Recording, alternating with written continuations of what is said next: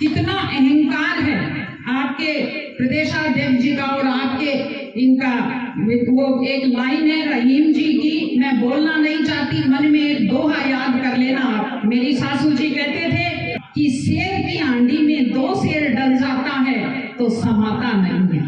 वही बात हो रही है, कितना अहंकार है। मैं आपको एक उदाहरण देती हूँ भाई साहब, कोरोना में 1 करोड़ का चंदा किया गया कि हॉस्पिटल में ऑक्सीजन प्लांट बनेगा, और जब पूरा हुआ उसका शिलान्यास पलसाना में किया गया। पलसाना में किया, मैंने उसका विरोध किया कि पलसाना में आप क्यों बना रहे हैं, सिलेंडर की जरूरत तो हॉस्पिटल में रहेगी। खिल्ली उड़ाई मेरी। वो पलसाना में 1 करोड़ का प्लांट आज बंद पड़ा हुआ है, हॉस्पिटल में तो अलग से प्लांट बन गया। अगर बीमारी भगवान ना करे कभी आएगी भी तो सिलेंडर की और ऑक्सीजन की तो हॉस्पिटल से पूर्ति हो जाएगी। वो मशीनें जंग खा रही हैं। वो 1 करोड़ का प्लांट पलसाना में है, और उस वक्त जब मीडिया ने पूछा कि कांग्रेस बीजेपी जिलाध्यक्ष विरोध कर रही है तो बड़े हंसे कि वो समझती नहीं है। मैंने कहा साहब आप मंत्री हो, मंत्री नहीं है, लेकिन आपसे 4 क्लास ज्यादा पढ़ी हुई हूँ, सब समझती हूँ। कैसा हमारे साथ कैसा व्यवहार किया प्रधान के चुनाव में। माननीय सांसद जी और हम 1 घंटा 1.25 घंटा कलेक्टर के सामने बैठे रहे।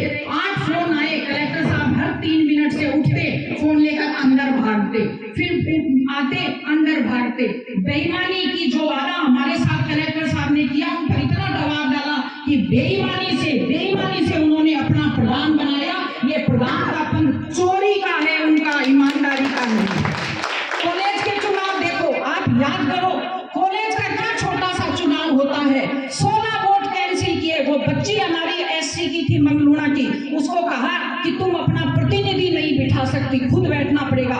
ऐसा कोई नियम नहीं था, ये यूनिवर्सिटी का नियम होता है। कॉलेजों की गिनती में कॉलेज आयुक्तालय के नियम लगते हैं, लेकिन उस बच्ची को बेचारी थकी हुई थी दिन भर की, उसको अपना प्रतिनिधि नहीं बिठाने दिया।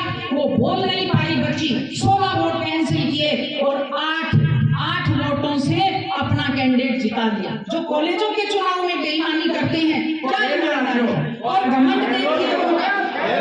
हाँ वो तो फेल हो गया, फेल तो ये भी होंगे कौन से पास होंगे इस बार। तो ये रीट के बारे में याद कीजिए, क्या कहा था रीट के बारे में कि जो कहता है रीट का पेपर आउट, उस पर मुकदमा दर्ज कर दो।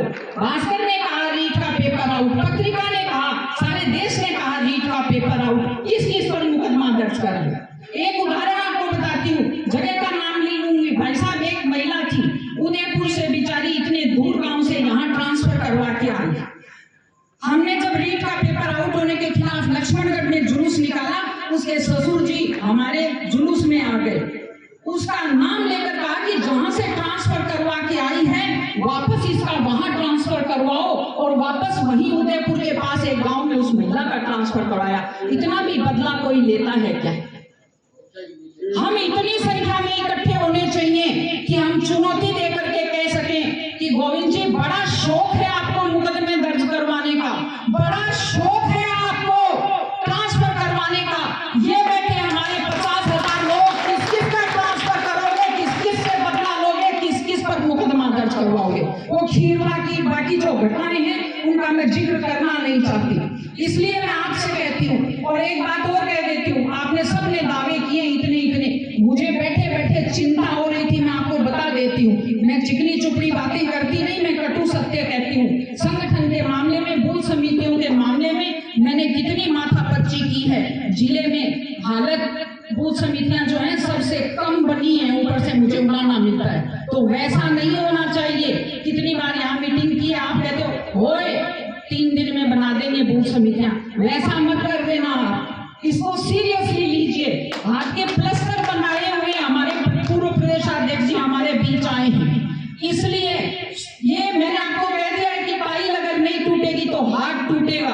पूरी ताकत से मेहनत कीजिए, पूरे देश की नजर है, पूरे प्रदेश की नजर है।